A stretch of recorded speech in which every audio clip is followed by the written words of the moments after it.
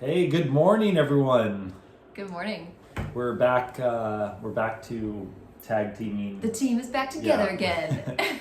No, we're trying to find a different rhythm. You know, where there's times when Bethany teaches and we do it together, and then times when I teach. But it's really special when we get to do it this way, and we feel like God brings something different between the two of us. So, so this week we're kind of officially starting our Advent series. Bethany gave a bit of background last week, and we'll get into that in just a minute. But we're going to be looking at the first chapter of John, the Gospel of John, and it'll take us about through Christmas. And we're going to look at the first 5 verses today, and they're probably pretty familiar, but we kind of think there's always a freshness and something new that we see every time we come to the text. Yeah. So what I'd like to do is I'm going to start. I just want to ask you, honey, if you could bring us up to speed a little bit about, you kind of gave a really good snapshot of John writing the gospel last week, and I'm wondering if you could maybe bring us into that story a bit for those of us who may have missed or kind of forgot. Yeah, if you didn't watch last week's video, I encourage you to find it on last week's YouTube, and you'll be able to kind of hear a little bit more about the story, this imaginative reading that I did with the Gospel of John, or not with the Gospel itself, but with John's life, from what we see in history, what has been written out about him, and then into even into like how his interactions with Jesus was and what that would have meant for people. Yeah. But John was somebody who had grown up in first century Palestine, and he lived with his brother John. They were chosen to be disciples of Jesus, which was an incredibly high calling to be chosen. My dog is in here making a ruckus, of course, so hopefully she doesn't bother you too much. But John and James were chosen by Jesus to be disciples, to walk with Jesus, to mirror Jesus, to become what Jesus was. That was the calling of a disciple with a rabbi. And John really, from the very beginning of the calling of John, this is something that I find very interesting, is how John and James were called very similarly as Peter and Andrew were. So Peter and Andrew are brothers, and James and John are brothers. They're both fishermen. They're both with their dads. They're both doing the family trade. None of them made it into this discipleship sort of a space, and they're both called. All 4 of them are called by Jesus to follow him. And the way that it happens, I thought, was really interesting, because when Jesus called Peter to follow him, what you see is Peter is casting this wide net into the Sea of Galilee, and he's fishing at that time. And you see this consistency throughout Peter's life after Christ has died and then resurrected from the dead. So how Peter perpetuates the ministry of Jesus in the world is a very wide net sort of ministry. He's an evangelist. He speaks boldly for the gospel. He brings many people into this new church community, because that's what is natural for him, to speak bold, an evangelist. But what we see with John is somebody, when Jesus calls him, we hear that John is mending nets. So he's on the shore. Maybe they were done fishing for the day. But it shows that he's being very intentional with these nets that he's mending. And looking at the course of John's life after Jesus' death and resurrection, and John being a part of this ministry, you see John being very specific or intentional with mending relationships. Everyone knows John as the apostle of love. Yeah. His entire message, again and again, is that we are to love one another as Christ has loved us. That is his message. And you see these very intentional one-on-one relationships of what it looks like to mend the things that have been broken within us and around us. Yeah, that's good. I really like the picture you just gave between both of them, because it highlights the uniqueness. The writers did not have to include John was mending nets, but he did. Yeah. And that highlights a special skill and a special almost a patience for someone who can do that kind of, at least that kind of trade, and also would show that they could do that kind of sort of relational work as well. And I think it just highlights kind of the uniqueness that God has placed in each of us, and all of it is important. Yeah, absolutely. And together we make this fuller picture of what Yeah. Jesus has called us to be Absolutely. as the body of Christ. And so, if I don't know if John read the stories of him in the other gospels about him mending nets and like the consistency of Sure. character, but the beautiful thing is that there were 3 other gospel accounts written of Jesus' life before John ever wrote his. Matthew was written to a very specific audience, of a Jewish audience. You see this consistency throughout the Gospel of Matthew of Jesus being like the new Moses. Yeah. And so that's kind of language that's used throughout Matthew. Mark is written to a primarily Roman audience. You kind of get the sense of like the power of Jesus, the might of Jesus. Even though Jesus is portrayed as a servant, there is this sense of power with all the miracles and that sort of thing. Right. And casting out demons. Not once in John's Gospel do we read about a demon being cast out. No.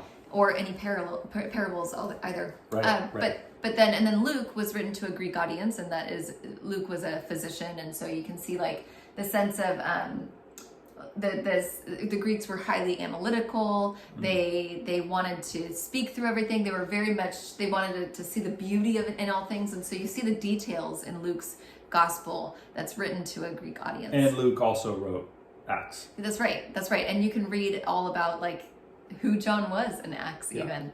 And then John's gospel is really written to everyone. And I think that is the message of love. That love isn't for a specific time or place or people. The God of love is beyond time and place and people, and extends beyond all of those places and spaces. So John's entire gospel is like soaked in the love of God through Jesus Christ. It is for the person who has had major trauma in their life and a person who has had no trauma in their life. It is for the ones who are the most basic thinker and the most educated person. It is for the curious, and it is for the seeker. It is for all people. So that is what John's gospel is, really soaked in the beauty of God's love. And you see that in like the most famous verse in the whole anywhere. For God so loved the world. For God so loved the world. That's right, John 3:16. Yeah. Well, what we're going to do is, so thanks for the intro. I think what we're going to do is we're going to read it, and let's read it in your translation. Okay. And then we're going to just walk you through some of the some highlights that we found in this passage. But what I want you to think about as Bethany's reading it is this. So for John to write this, it was bold.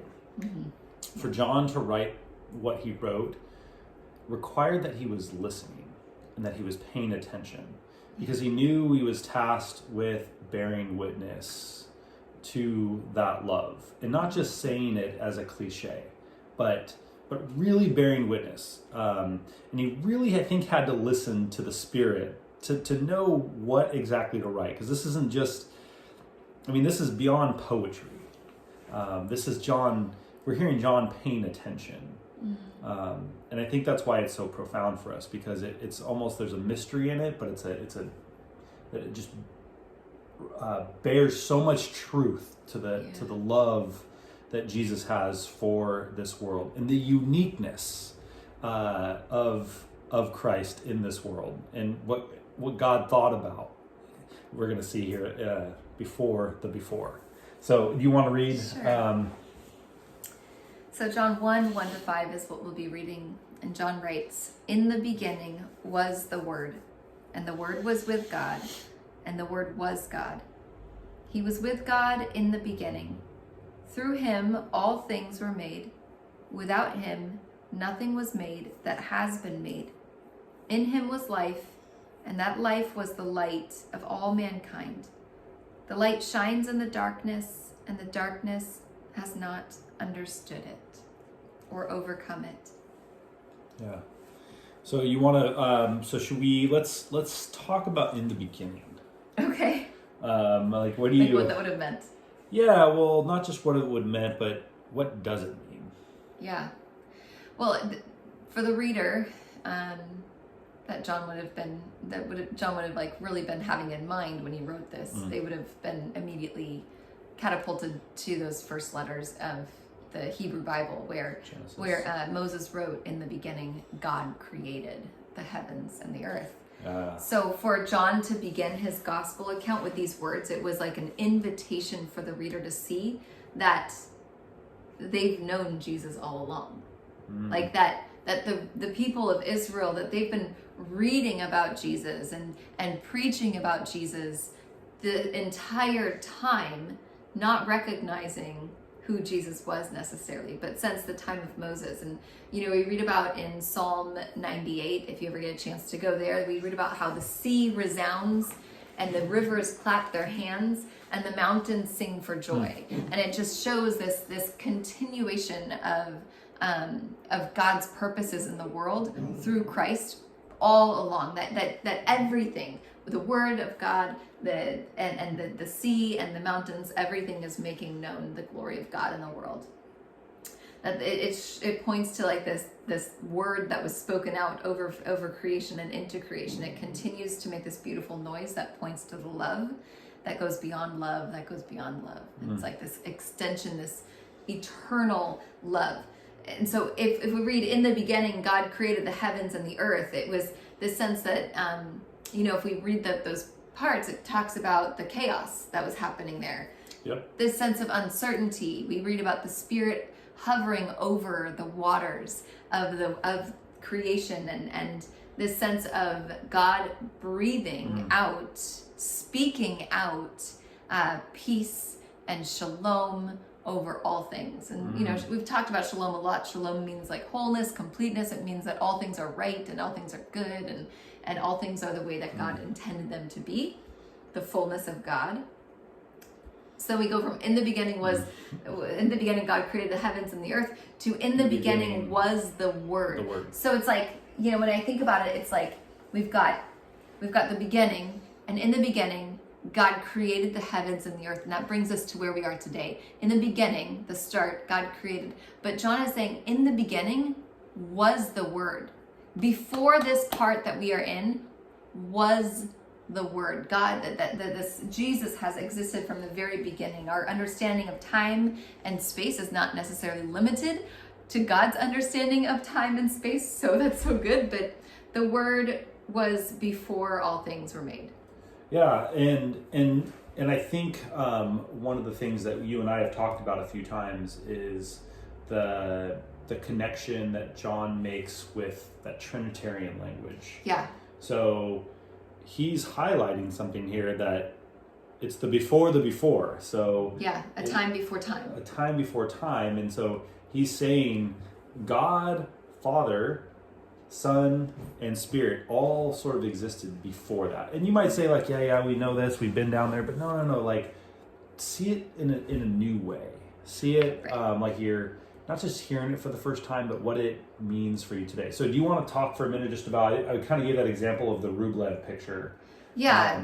I mean, I think it's important for us to understand, for John to write these words and for John to make this proclamation, essentially, that Jesus is not just didn't just become the Christ at his baptism, but it was the fullness of God, that was God in flesh. For John to say this would have been terrifying for people, because that was something that was never understood before, this sense of the relational aspect of God. And when we see in the beginning, that word Elohim is actually plural. In the beginning, God, Elohim, God, that is a plural word. It actually speaks to more than one, but one, this fullness of one. And so Father, Son, Spirit, this is not something it's something that we take lightly, because it feels like just part of our doctrine. Sure. It's part of our understanding. It's part of our tradition on how we read the Bible. And we can't imagine reading the Bible outside of the Trinitarian perspective in many ways. But for like the early church,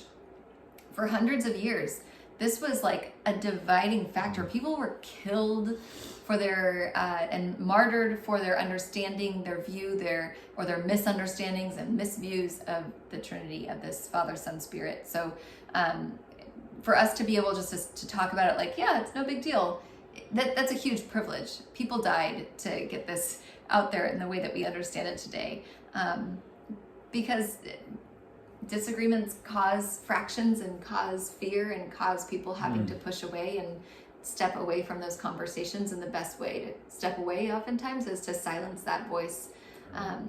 And so it's a sad part of our history in the church, I think. But anyway, all that to say, I think we should come at the Trinity with a sense of awe and reverence, and recognizing the work that is done by our spiritual saints of the past. Mm-hmm.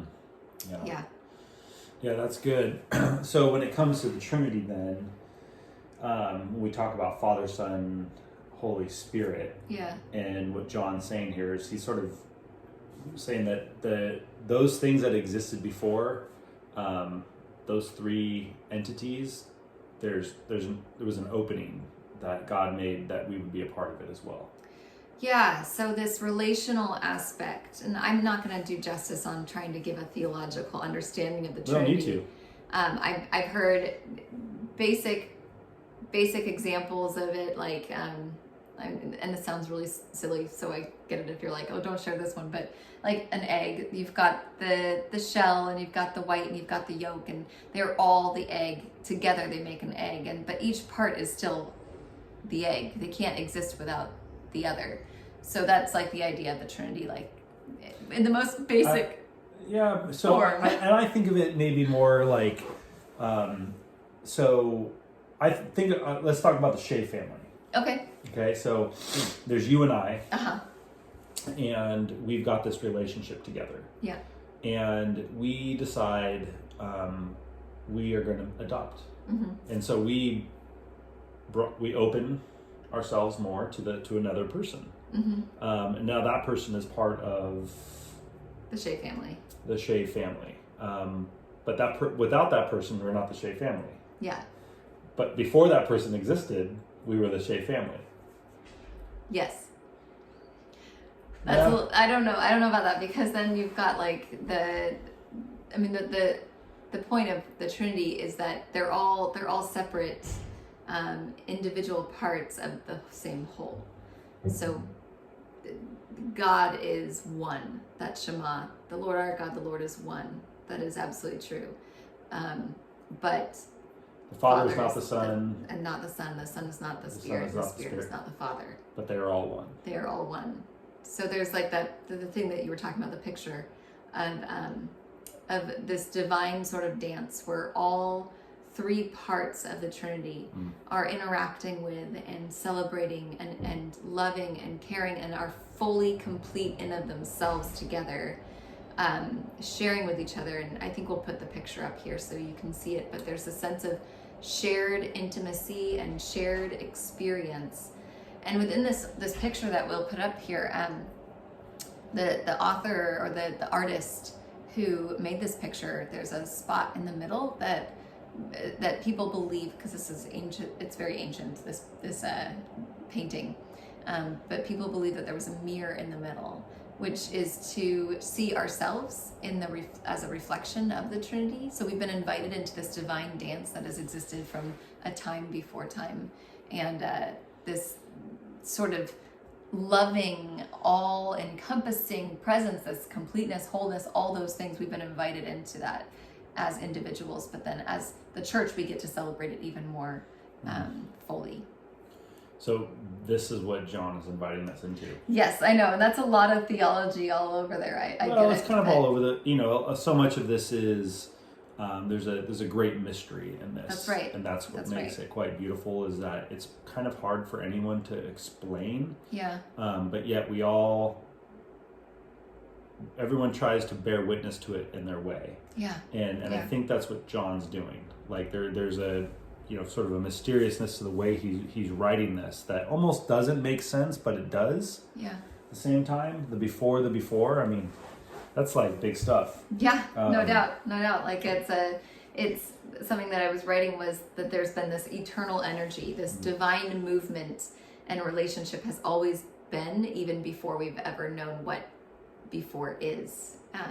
This shalom has existed in a time before time and into the now. And so Jesus is the embodiment of that shalom, where all things are complete and all things are whole and all things are good. And we see that in the workings of Jesus throughout his ministry. And what I love about John's wording here is how he uses that word, which is logos, which is an utterance. It's spoken out. And really, like, so this is a good example. Like, for me to be known, for you to know me, or for Jason to know me, I have to speak out what is inside me. Like, you can study me, you could observe me, you could watch the way I do things, and you could make all sorts of assumptions about who I am based on the things I do. But only I know me fully within myself, no matter how hard he tries, and no matter how much he's like theologizing me. I know I'm not a god, but I don't theologize her. No, it's good. But no matter what he's doing, if I don't actually speak out what is true about me inside, then you will never fully know me. And I think that that's what God is doing here. God is allowing God's self to be fully known through his word, through the word of God, through Jesus Christ. Jesus is making what is internal become external. Jesus takes the thoughts and the character and the nature of God and takes it out of the Trinitarian part of God and into the world, so that way we can understand God a little bit more by how we see Jesus Christ. So everything Jesus did was to reveal the Father. It was to reveal the nature of this divine energy, this mysterious, beautiful God that we serve and that we love, that created all things, that breathed all of life into existence, that believes that we are fearfully and wonderfully made, that like actually knows our name and knows how many hairs we have on our head and knows what our fingerprint looks like, because God has been involved in every single aspect of every part of our lives. Jesus makes God known, and then we get to just live in that, and it's amazing. So do you want to end there? Should we go a little deeper? No, I want to go a little bit deeper, okay, because there's a reason that we started with this, that we decided to go with 1 John for the next number of weeks, because we wanted to do something for Advent. And you're like, okay, well, Advent doesn't start till December. Yeah, we know. And we still have a couple weeks till then. But the thing is Advent is anticipating the light. Like Advent is kind of sitting in the darkness a little bit, intentionally sitting in the darkness. And every Sunday we light another candle on that Advent wreath, coming, like anticipating the birth of Christ, when light has entered into the world and has made known the beauty of what light is with Jesus Christ. And so we sit in the darkness anticipating the light. But you guys, you know what I'm seeing around inside myself and within other people? Is right now we're kind of hunkering down anticipating the darkness. Like, summer is over, we're into the fall, and we're coming up to Thanksgiving. We don't know if we get to see family, we don't know if we get to see friends, and what's safe during the global pandemic, and how are we going to even gather, and what are we going to do for Christmas Eve service, and all these different things. And we're seeing this sense of like darkness is coming. Like we're preparing to hunker down, we're preparing to isolate, we're preparing to, like, maybe we need to just get a lot more ice cream and a lot more blankets and a lot more Netflix shows or whatever it is. We're preparing for the worst. And what I believe that Jesus wants us to see is to prepare for light in the darkness, to see a new way, to uncover a new perspective in the world. And that is what light does. Light actually makes it so we can see what we hadn't seen for a while. It uncovers what has been there all along. It helps us see where we're going to get tripped up, or we're going to make a mistake, or we're going to fall, or we're going to end up getting injured in some way, or harming ourselves or harming other people. Light allows us to see what we couldn't see before. That's good. And the smallest amount of light shines forth. It can't be hidden. You can't hide light. And sometimes it's just a flicker, right? Sometimes it's just a flicker. And it's enough just to see the stuff in front of us. That's right. That's right. Yeah. But it's there. Yeah. And so the beautiful thing about the Gospel of John, which I don't think we're going to go through the whole Gospel or anything. We're just sitting in the first chapter. But the beautiful thing about it is that John wants to reveal light, and that light looks like love, and that love looks like life. Light and life, love, it all comes together. It says, in him was life, and that life was the light of all people. The light shines in the darkness, and the darkness did not overcome it. You cannot overcome light. And I know that for a lot of people, there's this sense of feeling like the darkness is overwhelming us. Yeah. So we had a brief discussion as well about kind of the time leading up to John's gospel and what was happening. Yeah. And you highlighted some really important things that and maybe I can share a couple of them and then you can speak to them. But so there was the crucifixion, the resurrection. There was the fall of the temple in 70 AD. Essentially, the Jewish people have sort of lost their land. They were dispersed throughout the area. The Jews and Christians were being crucified, and the Colosseums that were actually built to have the most beautiful people be showcased in a Hellenistic sort of a society. Rome overtook those Colosseums and made them into places where they could watch people get torn apart by lions, and where people would have to fight each other to the death, and Christians were being thrown into these spaces as a way to celebrate the death of these people that were following a God that was not Caesar. It wasn't the emperor. Right. And so they had to be stopped. And so this was for John to write this, in the beginning was the word, that light shines in the darkness. He is writing this to people who are literally eating shoe leather because they are starving to death.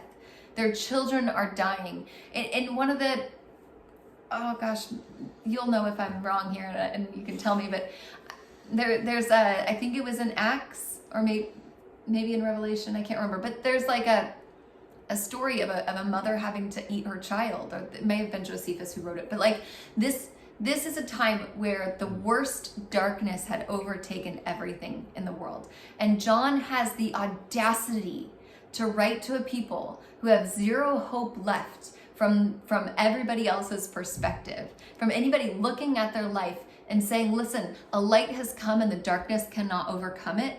John has the audacity to write this because he knows that no matter what the circumstances are in the world, no matter how bleak it seems, no matter how much people are starving, no matter how hopeless it seems, there is an internal hope that nothing can take away from. That external circumstances cannot remove that hope. They cannot remove that light. They cannot remove the truth of God's love for us, regardless of what's happening around us. That death is not the final word in our lives. That suffering has no victory. That death has no sting.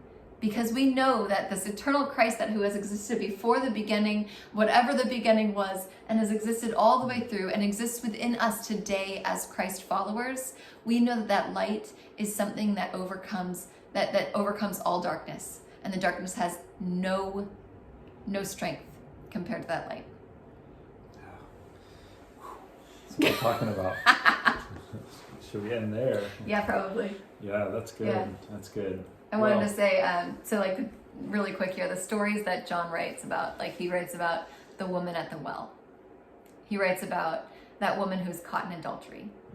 He writes about the blind man who is able to see, and he writes about all these different experiences that Jesus has with people, that dark situations where Jesus breathes truth back into their lives of how good he sees them, how beautiful they are, and how worthy they are of love.